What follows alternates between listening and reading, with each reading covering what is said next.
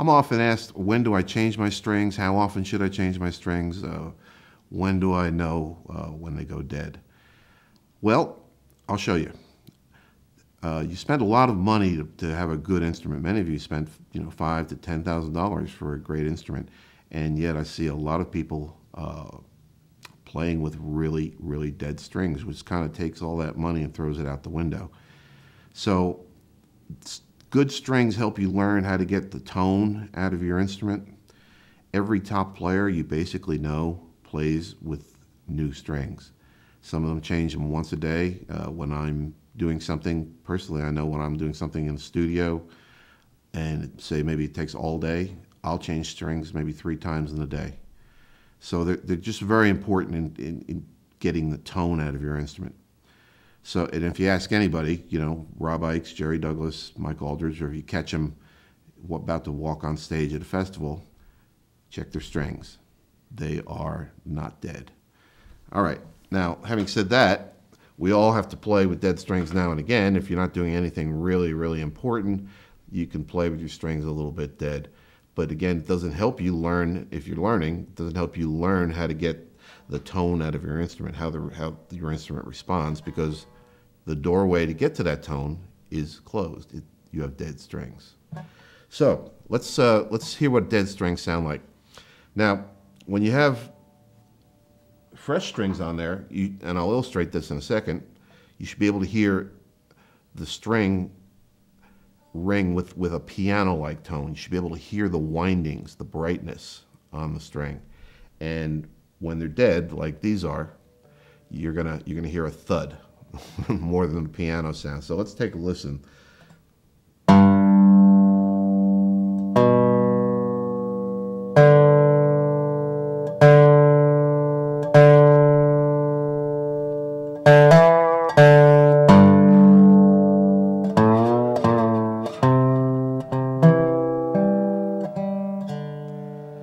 Now, those are dead.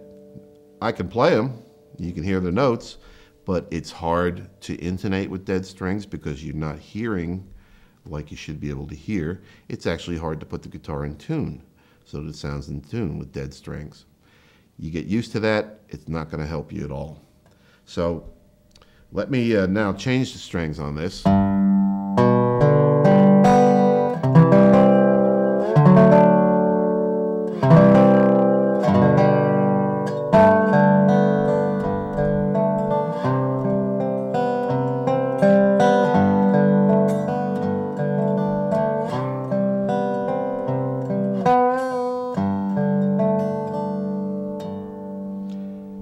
So we'll come back, I'll change the strings, and you'll be able to hear the difference.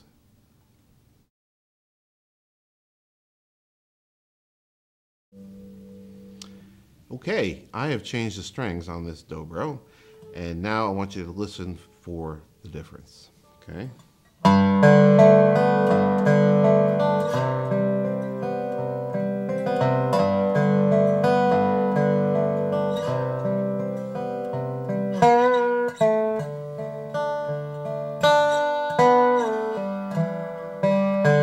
Here you can hear what I was talking about with the piano windings.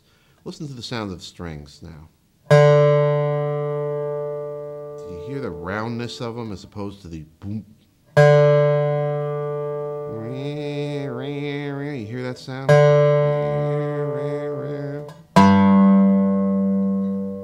Sounds like a piano.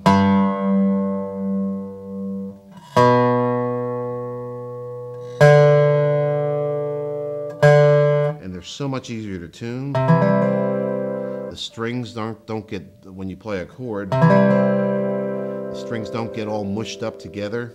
You can hear each one independently. String separation.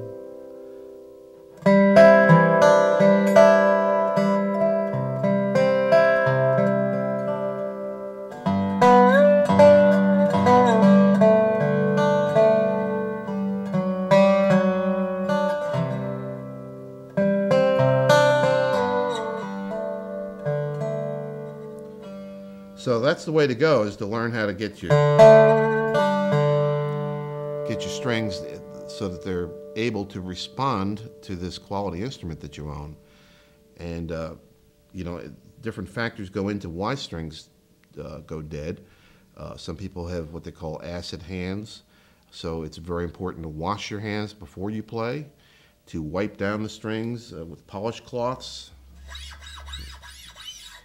You know, as you play, there's a lot of things that happen when we play to kill strings. Number one, unlike guitar, where they're dancing on the strings using their fingertips, we have drag fingers that drag along the strings all the time.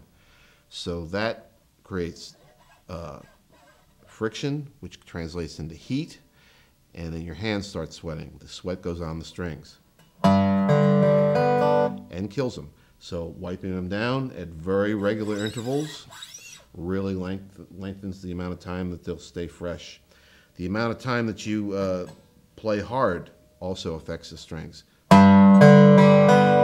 Playing hard beats down the windings on your strings, and the windings are what make the string resonate.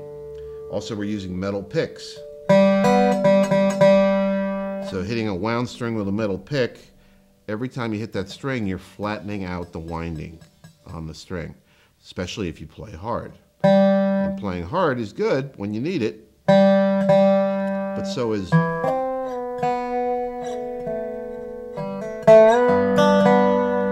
splitting the time between hard and soft. So wipe them down. The other thing that you know, causes sweat in your hands is the bar. You know, the bar is being held, of course, at all times, and it's going along the strings. It's metal against metal. There's friction, and that heats the bar up. The bar gets hot, your hand gets hot, sweat. Also humidity. You know, you go play outside and it's humid, dead, DOA.